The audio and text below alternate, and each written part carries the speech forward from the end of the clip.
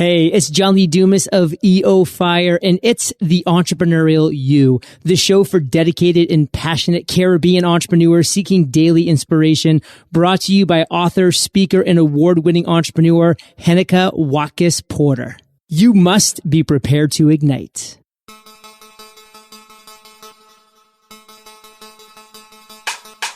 Coming up on this episode of The Entrepreneurial You. What you realize about success is that a lot of the things that people speak about in regard to success, it is cliche. It is cliche for a reason. It's cliche because it's the truth. And it sounds so obvious and so easy. It is not. Welcome back to The Entrepreneurial You. I'm your host, Heneka Watkis-Porter. Today's episode is brought to you by Bookophilia, Peak Performers. Are you looking for a space that fosters a peaceful and productive working environment for writing and multifaceted creative expression? Then Bookophilia is the place to be. Today's guest is the CEO and founder of Edufocal Limited, an e-learning web application for students at the Caribbean Examination Council, CXC, and Grade 6 Achievement Test, GSET levels. Featured on the BBC, he was a speaker at President Obama's Global Entrepreneurship Summit at Stanford University in 2006. He is a tech trailblazer, revolutionizing the approach to education in Jamaica. It's my pleasure to welcome Gordon Swaby to the Entrepreneurial You. Welcome, Gordon. Hey, Heneka. Thanks for having me. Awesome. So before we get cracking, I have a fun question for you, and here goes. What crazy activities do you dream of trying someday? I guess it depends on what you consider crazy. I definitely want to go skydiving. I've yet to do that. I want to try snowboarding. I want to snowboard off a mountain. I'd say those are just right off the top of my head. I'd say those are two crazy things that I'd love to try.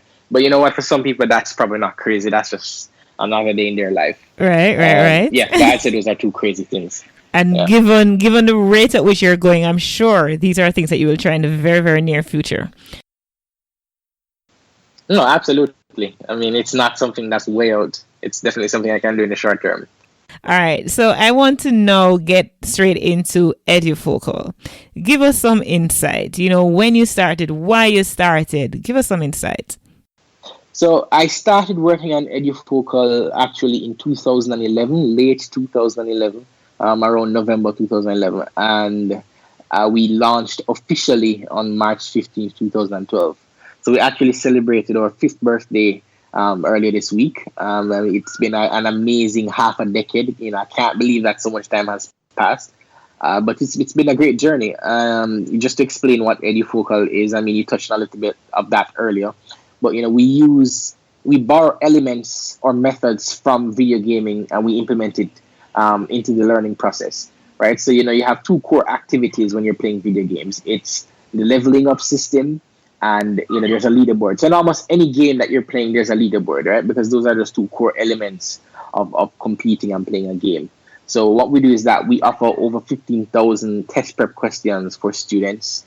They pay a subscription fee to access our service and they start answering questions. Once they're answering the questions, they're earning experience points. Well, once they're answering the questions correctly, they earn experience points and they're leveling up and they're winning prizes while they're leveling up, and then they're being ranked on the leaderboard.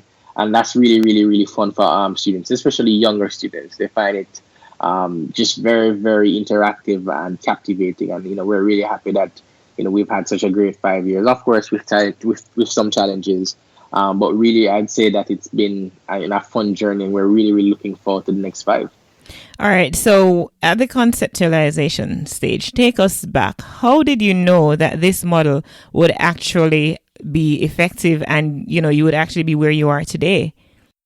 Well, if I'm being honest, I didn't. In fact, we did no surveys before. Because I started so I'm 26 now. I started Edufocal when I was 21.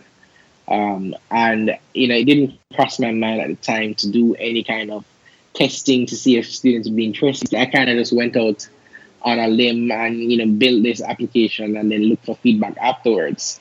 But I don't remember who said it, but there's a story where I think it's one of the automotive companies that said if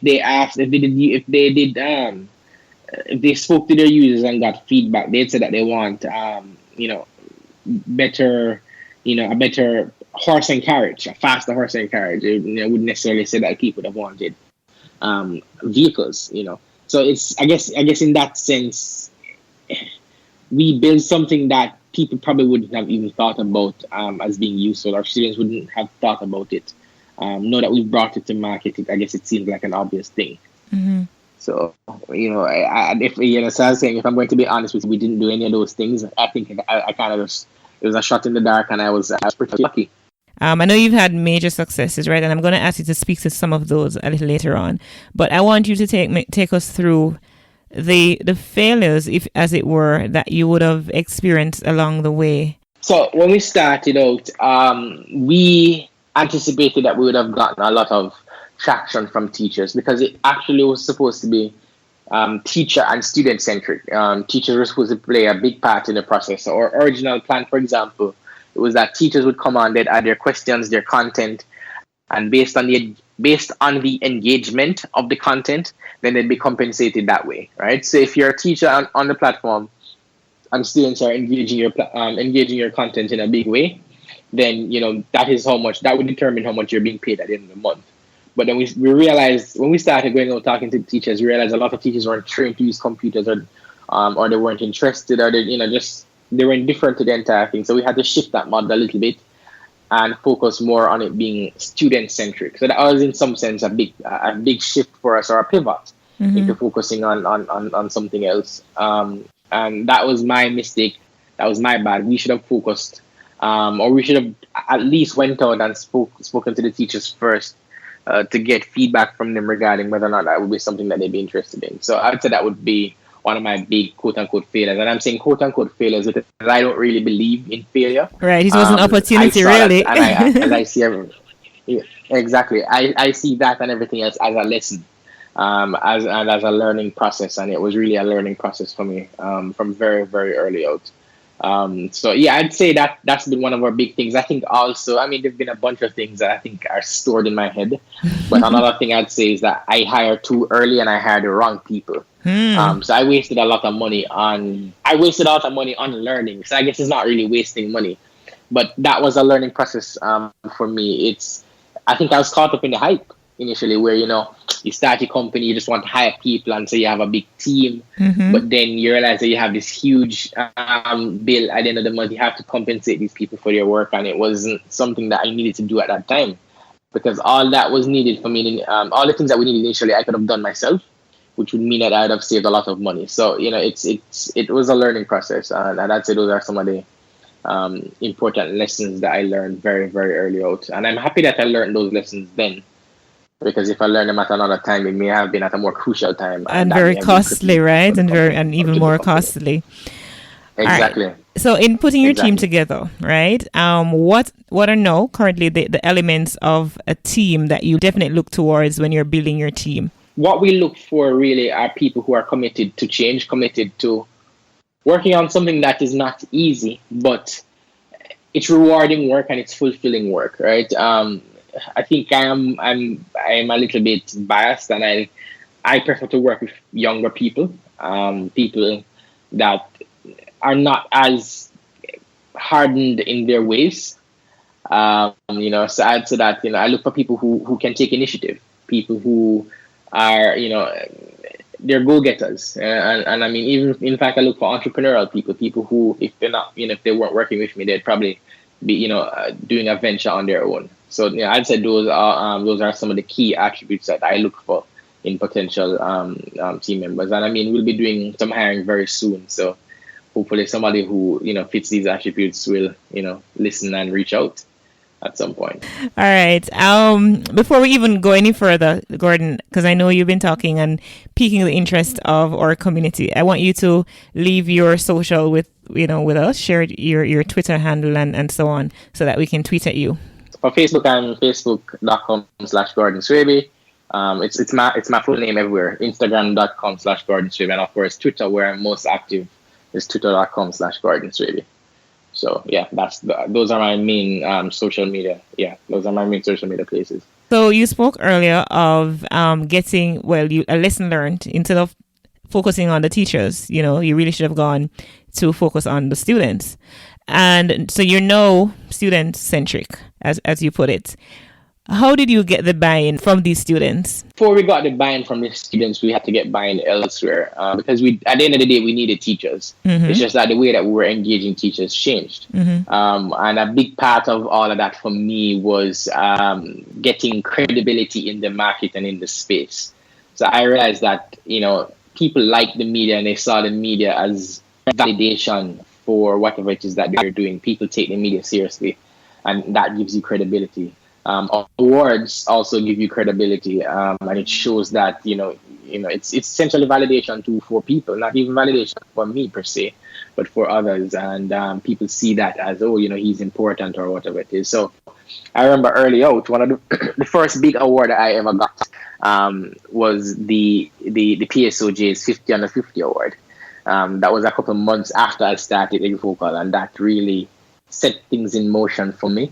As I have to shout out Sandra Glasgow, who encouraged me at the time to apply for the award. And she was running PSOJ at the time as its CEO. And we applied, and I applied and I got through, and it was a great event. I got a lot of publicity and exposure from it. And that really was my first big start into getting Edufocal out there, giving Edufocal more credibility. So once we started popping up in the media, appearing in the newspaper, teachers and schools that weren't interested in engaging us initially started engaging us afterwards. So it worked really, really well, and that has been my strategy in some regard from day one. And of course, that credibility has grown in terms of all the places that we've been featured. We've been featured on the BBC, as you mentioned earlier. We've been featured in the UK Guardian. We've been featured on Virgin. Richard Branson has mentioned us in articles that he has written. We've been featured locally, of course, in both the Gleaner, the Observer. In fact, we even have a long-standing partnership with the Jamaica Observer. We've been featured regionally in the Trinidad, in Trinidad Guardian, in the Trinidad Express, and so on. So all of that has been really, really good and helped to push Edufocal forward and give us more credibility in the marketplace, especially as a young founder. For somebody who started that young. Although you're student centric, you had to get that buy-in from the teachers in order for them to influence, and the media did play a great role. All right, we're going to take a break right here and then come back and talk some more about your successes and your expansion plans. All right, peak performers.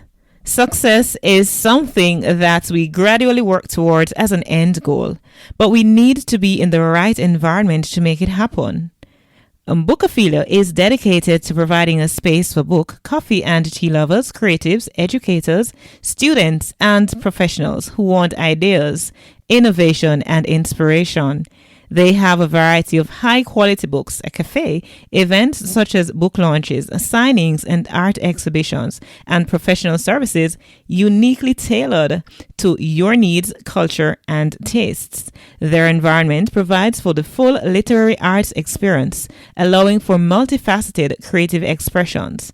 Find them on Facebook, Instagram, and Twitter at Bookophilia. Welcome back. Gordon. Right. You have mentioned briefly before we went to that break about some of the successes you've had, featured on the BBC, Richard Branson even personally mentioning you in articles that he's done, and all these media coverage and so on. But I want you to share with us a little more because you're just 26 years old, and a lot of 62 years old, to play on the numbers, in their lifetime wouldn't have accomplished a mere percentage of what you've already done so far at your very early age, right? So I want you to kind of guide us into what you think led our account for this level of success. And if you want to even share some more of your success with us, and what account for the level of success that you've managed to have at this stage. So, you said just 26. I was saying, wow, I'm 26. I'm 26 now, so I feel old. But of course, relatively speaking, I am not old.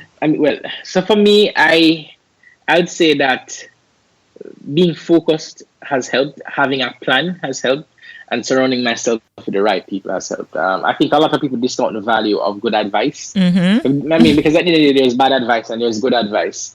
Good advice has helped me in a big way. And there are mistakes that I would have made if I did, if I didn't listen to people, I'd have made some really big mistakes, and it would have probably been the end of EduFocal. So, I'm very, very happy that I surrounded myself with the right people. One of the first things that I did when I started the company was to have a board of directors. So corporate governance for me has been a big thing from day one. I essentially call them parental guidance in the workplace because, individually and collectively, they have much more experience than I do. So, it was especially important for me to lean on the experience of my board members, particularly my chairman, Peter Levy, who runs the largest insurance company in Jamaica, BCIC. So, all of that has been extremely helpful, the kind of support that I've gotten from him and my other board members. I couldn't pay for it. It's not something that I could pay for. So, those things are so important in business. And I say to young entrepreneurs all the time, and even older entrepreneurs, that it's in your day-to-day trying to earn money. It's easy to get caught up in, I just need to earn, I need to pay those bills. But at the end of the day, you need to set the right kind of foundation, or else you're always going to be in that mode of, I need to, meet this month's, and I need to be able to pay the bills at the end of this month. So you have to position yourself that, yes, you're trying to earn the money to pay your bills at the end of the month, but you also need to put things in place to ensure that long-term, medium and long-term, you're in a more sustainable place. And a big part of getting there is putting in the right foundation, getting the right people, getting in the right kind of support, and so on. Mm-hmm. So mentorship, having a plan, laying the right foundation. Those are three of the things that I heard, picked up from you. Now we're going to move into and pacing yourself. Right? And pacing yourself. Yeah, sorry. Mm-hmm, go ahead. I'd say, because.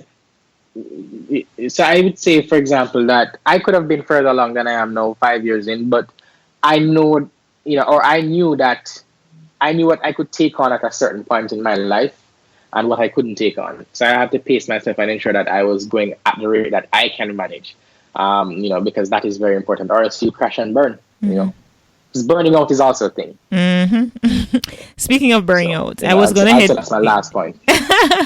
I was going to head into expansion plan, but you talk about burnout, what is it that, prevents you from, because at the level of which you're operating, it's quite easy for you to be burnt out at this stage. What is preventing you from being burnt out? Absolutely. How do you stay, alert and in the moment and focused and not be burnt out? So I have a great family. I try to balance my life well. I take breaks. I try to go to at least one new place every month. There are some days I just rest because what I'm doing requires a lot of mental and physical work. Visiting schools, talking to parents. I talk a lot. So I have to. There are days. I was about to say, hold on a bit. I was about to say that, you talk a lot, and it has been paying off because you've been on all these different platforms, with not just in Jamaica but all over, right? So continue. Yeah, so I at least once per year I am engaged by some huge entity to come and speak, somewhere, whether it's the World Bank or the IDB or whoever. So I guess I'm talking and I'm not talking foolishness, and what I'm saying actually makes sense, and I'm actually doing good work. But so I would say that to stave off burnout, it's important to find that balance. It's important to indulge in things that are different from the norm, and you know what? You can actually get new ideas that way. So sometimes I'll just sit with strangers and I'll have conversations with strangers. Sometimes I change up my routine a bit and do things that I don't normally do. So people who I would normally talk to, I just sit down and have like students. I just sit down, they don't know who I am. I sit and I just reason with them about certain things, and that's a nice little change up or a shift in how I do things, and I learn a lot from having conversations with people. So dialogue is very, very important to me, and communication is at the foundation of everything that we do in life as human beings. Mm-hmm. So it's very, very important. Dialogue and communication, and being able to articulate yourself well is very, very important. People need to understand what it is that you're saying to them, and there should be no ambiguity on your part. I like what you say about, just having some random conversations with some random people, as it were. I find that too, on a personal level, to be quite effective. Just talking to people, because ideas are everywhere, and was it Desiderata that says, listen to the ignorant because they too have their story, even the dull and ignorant. So, and I'm just using, ignorant in the sense, quoted there. Because some persons may think, I can't speak to students because, they won't understand what I'm saying, or I can't get any ideas from them. But then I think what you're doing is actually excellent. So now let's move into your expansion plan. So I can only touch on some of it. I can't tell you all of it. We have some big surprises, over the next year and a half, 2 years, and so on. But I mean, all I'd say to you is that we intend to control the pipeline. That is a big goal of ours. And it may sound a little bit ambiguous, but that's all I can say in that regard. But I mean, for the things that are out there, we're expanding to Africa. I just came back from Nigeria in December. I had a great visit there. Developed some strong relationships, some strong partners.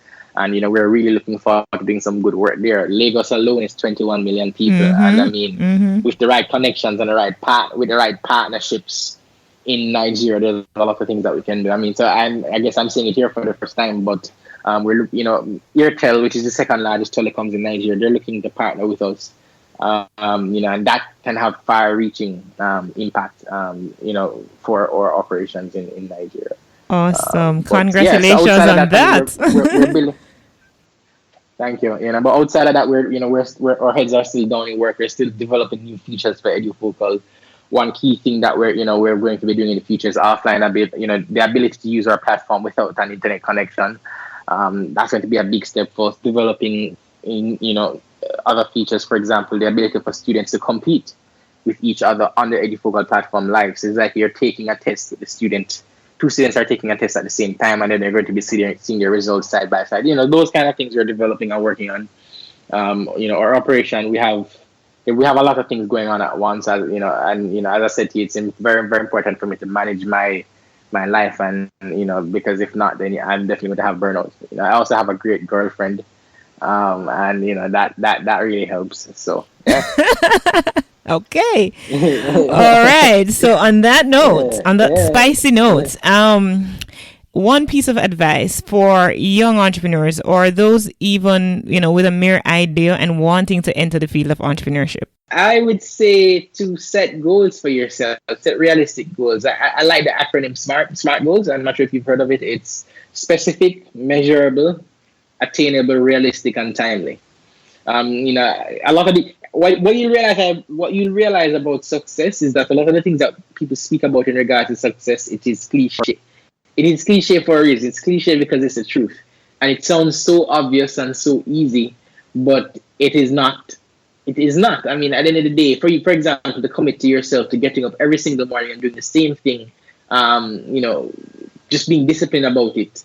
It's hard. How many things can you think of that you can get up every single day and do it over and over? It's very, very hard. It gets monotonous, it gets boring, and it's hard for a lot of people. So dedicating yourself to something and a craft is extremely important, I'd say, and just being focused. And have good mentors. Have good mentors too. That's a big thing. That's really, really important. Peak Performers, you've heard it. We've been hanging with Gordon Swaby of EduFocal Limited. He has been such an inspiration, and I'm sure that you want to join me in saying thanks to him as well. So, Gordon, gonna ask you to leave again with us your social media contact. So you can find me on Instagram, Facebook, and definitely on Twitter at my name. So it's Gordon Swaby, and that's my name for all the platforms. You just punch Gordon Swaby in, and you'll find me. Thank you so much. You have been an inspiration, and I wish you every success in everything that you do. Thank you, Heneka. Thank you for having me. That's it, my peak performers. We have come to the end of another inspiring episode of The Entrepreneurial You. Thank you, as always, for tuning in. Giving you some extra info here. If you really love the Jamaican culture and want to express that love by wearing t-shirts, then head right over to patwaapparel.com. That's PATWAAPPAREL.com apparel.com, patwaapparel.com. Until next time, I'm Heneka Watkis-Porter. Remember, you were born to win, but to be a winner, you must plan to win, prepare to win, and expect to win. What good?